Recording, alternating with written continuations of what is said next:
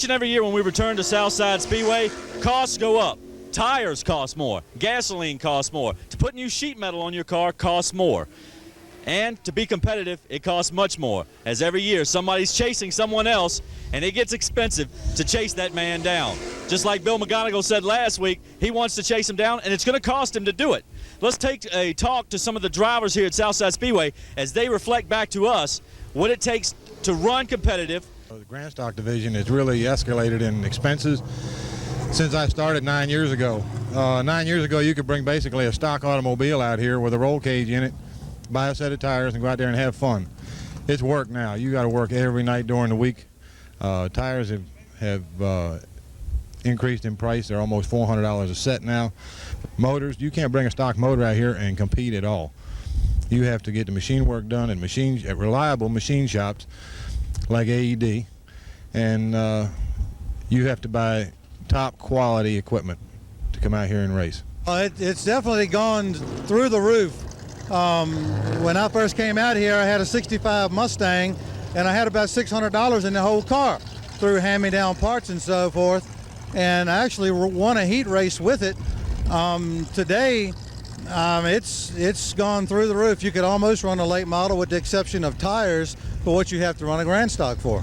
They've changed the rules around. Used to be you just had to run regular stock shock absorbers you could get from Track Auto or wherever. Now you're allowed to run a little bit more of a racing style shock to where you can control the rates and all that on the shocks and springs and just the newer cars. Now you can run a 3-link rear in a car, so that costs a little bit more money. The engines, we're not allowed to do any more to the engines, but the technology has gotten a little bit better, and the folks that are building the motors have gotten better, so everybody wants a piece of the action, and they increase the price. You know, your motor used to cost you, I guess you could get a competitive motor about 5 or 6 years ago for about $1,200, and now the cost is probably right around $2,300 to $3,500. It's hard to, the parts haven't really gone up, but everybody says that their knowledge and their technology's gotten better, and it shows. We used to run 1780s for a lap, which was a real good lap, and now you run for the pole, you're going to run a 16.1 or a 16.2, so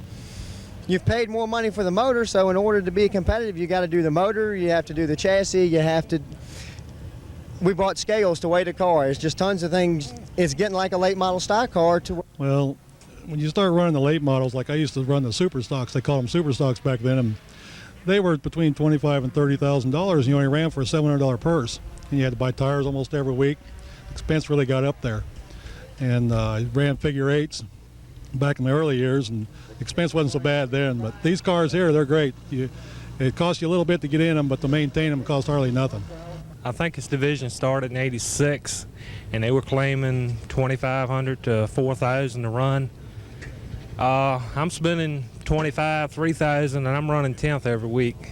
And I'd probably say you're looking $10,000 to run up front, easy. It's a well-known fact, money buys speed, and it just keeps going up every year. On one hand, that's part of racing. On another hand, it's kind of a shame because it makes it tough for entry-level people to get in. An engine may have cost you $5,000, $6,000. 10 years later, the engines are costing you $14,000, $15,000. The cars are around $20,000, so you can put $35,000 in a car today real easy. You know, I mean, I ran late model Sportsman, which is Busch Grand National today, and it didn't cost that much back then, you know. Well, you heard it from them there, folks. It costs a lot to race out here, and that's for sure. But do the purses keep up here at Southside? Have they kept pace with what the drivers are spending to be competitive? And it costs them more and more each and every year, like you heard them say, to bring their cars out here and do battle. But at the end of the night, when they run to the pay window up at the tower, will they pick up enough money to make it worth their while? 12 or 13 years ago when we started, we got paid like $800 for a 100-lap race. Now we're getting paid $1,200, so you can see the purse has not kept up with the cost of racing. It has at some other places, you know, like last year at the end of the season, after Mid-Atlantic was over with, you had tracks like Kenley, you had Martinsville, you had different tracks putting up an awful lot of money. You used to have to wait to go to Volusia in February to win have a chance to win $10,000. Now all the tracks are doing that except Southside Speedway, Langley, you know, a couple of those. Southside, I guess they try to do what they can for the drivers. And it seems like they've been paying $12.50 for a while. They used to run twin 50-lap races, and I think they paid like $600 or something like that. But if you talk to some of the older guys back when Al Grennan and some of those guys were running out here and they run those big races, they were paying $1,000, $1,500, I think, something like that. And the only thing that's changed is the purse stayed the same, but the cars have gotten more expensive. So, if you look at it on a ratio basis, it's not quite as good. But there are some good tracks out there, and Southside's a good track. They do what they can, but you take like your Martinsvilles and your Wilkesboros. If you can win those races, you can do real well. I don't think it has gone up equally. It would be nicer to see a bigger purse, but I'm not on that end of the business, so it's hard for me to tell. In other words, without a sponsor, you can't come out here. It makes it very, very hard. If you don't have a sponsor, it's all a package deal. Obviously you need a team, you need the car, but yes, you need that sponsor.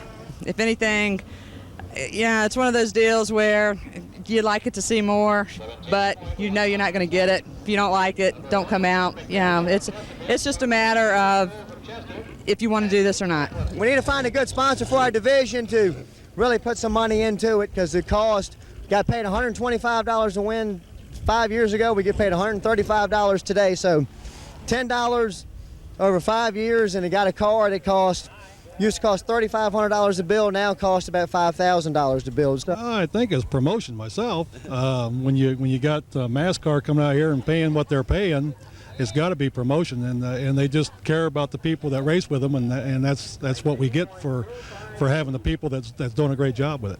You've heard the comments from the drivers about what it costs to run here at Southside Speedway, but let's take a look at the purses in case you're interested. The mini stock driver picks up $135 for a win, but if he finishes 5th, it's only $55, and when he drops down to 10th, it's $25, about what it costs to get 2 crew members in for the night.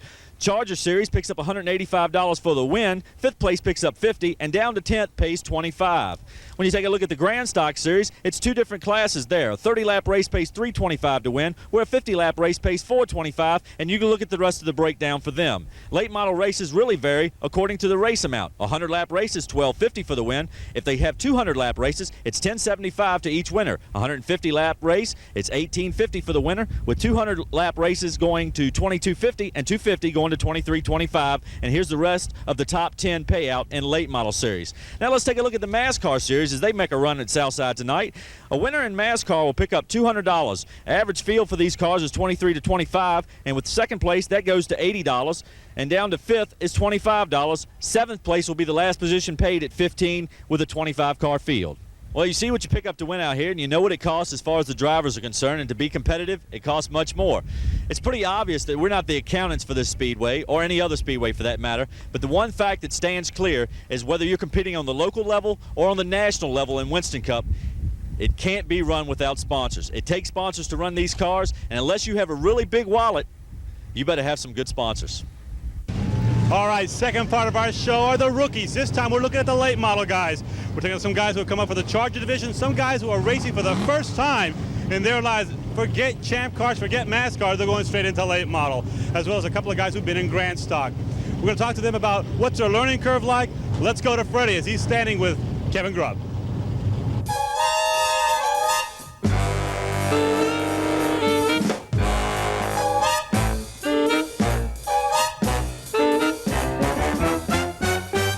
Thanks, Yvonne. Kevin Grubb just done with his qualifying run, another one of the rookies here at Southside Speedway.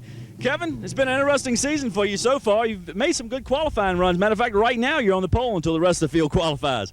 Yeah, we've had about a 5th place car each week, and then first week we're running up 7th, and then we just had bad luck, and we'll be there for them tonight.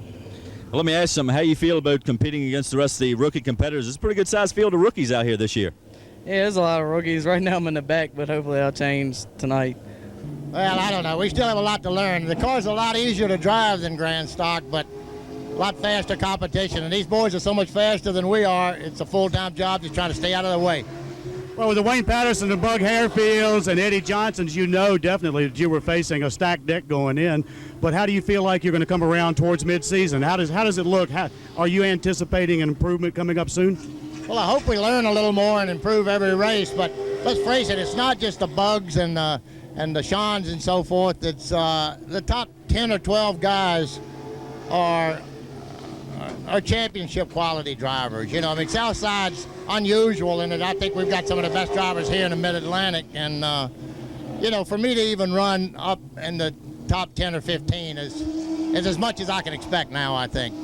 All the experienced drivers are talking to me a lot and giving me little pointers here and there. I mean, I'm just going to go out there, learn as much as I can, and drive as hard as I can and be most consistent.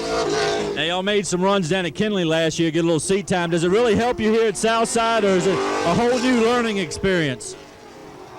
Southside is in its own little story. It's a real tight track and it's hard to run, but I mean, I think Kinley helped us a lot as far as running around other cars and driving with different people, learning how people drive and different things you can do. Keeping in mind that you were a top contender in Grand Stocks last year, what's your transition going to be looking like this year? Hey, my transition is taking one race at a time and be there at the end, be running at the end. I mean, I'm going to get out of these guys' way when they come up on me. I let them know that I know they're there, and you can't get points if you're not running. So my idea is to try to run it as best I can, but I can't afford to damage a car, and just have it running at the end and learn a little every week. You talk about damaging the car. How is the handling different in the late model, say the Grand Stock car? Oh, this is a whole different ball game. I mean, I can drive it in, I can drive it off, and that's the thing I'm trying to get used to the most is in Grand Stock, you kind of eased it in and you had to ease it off. Now you got, we've got a clutch now, we've got tires that'll really stick, and it's just a whole new thing. And that's the hardest thing for me to get used to. I've been 7 years, I've been easing it in the corner, now I'm trying to drive it in. Well, it's just, this would be my 4th race night in the late model, and it's a big difference between this and a Charger car. So I was planning on going through a little seat model, just something everybody goes through, getting used to everything. But we're happy so far. Basically, we've just messed up a ball joint and some sheet metal. So right now, if that's the only thing that happens, that's great. That's good enough. As long as we don't get to bending up cars, then that's fine. I think we've had a lot of handling problems, but with Wayne and them jumping in and giving us a hand, I think we got that part starting it on the way. So we're expecting to do good. You realize you're going to be going through a learning curve. Be that as it may, year number 1, realistically now, what do you want to get out of 1995 here at Southside? Well, realistically, we did it last week. The first thing we want to do is finish a race. That's as all rookies. That's the first thing you want to do is go the whole distance. We did that last week. This week, we just want to get the feel of the car, get the feel of the track with the other drivers and stuff, and then gradually move up and get a good feel for this year, and hopefully next year be in a position to have a little experience behind us to make a run for it. All right, Jim Sink of the Late Model Series. We caught up with all the drivers now, with all the rookies in the Late Model Series. Now let's go see them in action. When we come back, it's the highlights.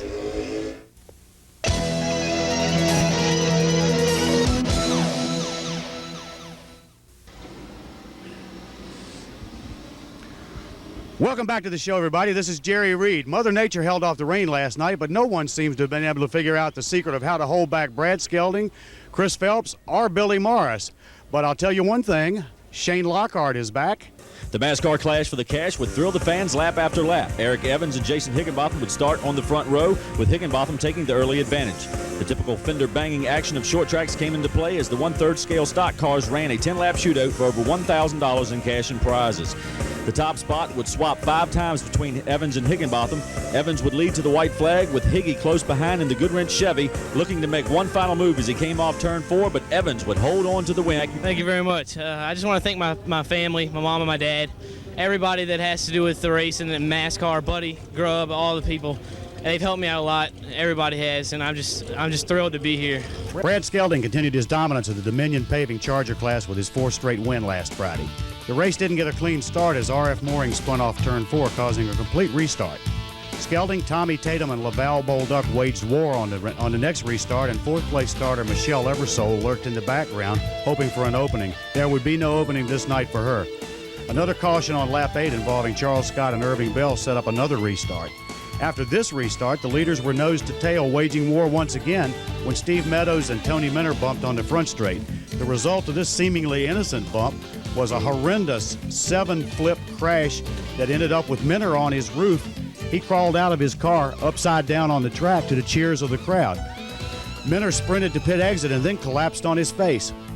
Meadows, the other driver involved, was pounded in the chest by Minner's obviously upset mother as Meadows wandered around looking very unhappy. There was a long caution as the flag stand gate was repaired, and then from that point forward, Skelding was unstoppable after the restart and was trailed to the line by Bolduc, Tatum, Michael Greathouse in fourth, and Ricky Sanderson rounding out the top 5. I understand that the track is going to institute a new rule where they're probably going to draw to invert some starting positions in your class. How do you feel about that? Yeah, that was announced on the drivers' meeting. Right now, I don't know. I like racing at Southside Speedway. I like the officials. I have no problem right now. Maybe I'll get lucky and draw that number 1 spot each time. We work hard to get on the pole. We deserve the pole. But, right now I race at Southside Speedway, and I'll do what it takes to be here. All right, thank you very much. Now we're going to go to Freddie Clark upstairs with Gary Fox to see what this rule means for these classes. Gary Fox, has been a change for the Grand Stocks and the Chargers. Next week they will be drawing once again to determine the qualifying after they make their qualifying run. Who made that call? Yeah, Joe called me earlier in the week and said he'd like to redraw the top 5 in the Chargers and the Grand Stock. What he's going to do is whoever qualifies on the pole will pick up $25 extra for qualifying on the pole, and then we'll draw a number out of the hat, 1 to 5. And whatever he draws, that's how far back he will start, and we'll invert that far back. So in other words, if he draws a 5, he'll start 5th. And if he draws a 1, he'll start on the pole. So he actually did add some incentive for the driver to qualify on the pole, not to hold back some, because obviously it's been pretty dominated, both series, by 2 drivers over this season. Yeah, he gave the $25 award to go for the pole, and we'll go to the redraw and see if that makes the competition a little more interesting. Thank you. We know you're a busy man. Get back to work. It seems like no one can stop Morris in 95 as he took the 4th consecutive pole of the season. Eversole would flank Morris for the 2nd straight week, but could not take the top spot from the Bear as he had done last Friday. Lap 3 brought the first yellow as Donnie Clatterbuck, Worth Red, and Bubba Hubbard came together. The 3 had been battling for position, and as they came off turn 4, the lanes closed up, resulting in all 3 suffering damage. Back to green with Morris, Curtis, and Eversole 1, 2, 3, while further back, Robbie Langford was pressuring David Zimmer for the 6th spot. The lead stretched out once again, and the fans enjoyed a great fight for 4th, with Glenn Jarman trying to hold off Zimmer and Langford. Battles all over the speedway, but the top spot, well, the Bear roared once more. Morris wins, Curtis holds 2nd, Zimmer 3rd, Wayne Clark 4th, and Glenn Jarman 5th. Well, a man who's making it look pretty grisly for the rest of the competition here at Southside Speedway, Billy Morris, 4 in a row, 4 poles, 4 wins. Unstoppable, it seems. Now, it's a long ways from being unstoppable. If you notice, Bobby Curtis was all over my bumper in the first part of the race. He was actually a little faster than I was. We got some of the traffic. The track got a little slick, and I think I got away from him a little bit. But, I had a 2nd place car tonight. But we'll be glad to take the win. Now, there's been some changes for next season. We talked to Gary Fox a little earlier. Going to draw for qualifying positions. Yeah, starting next week.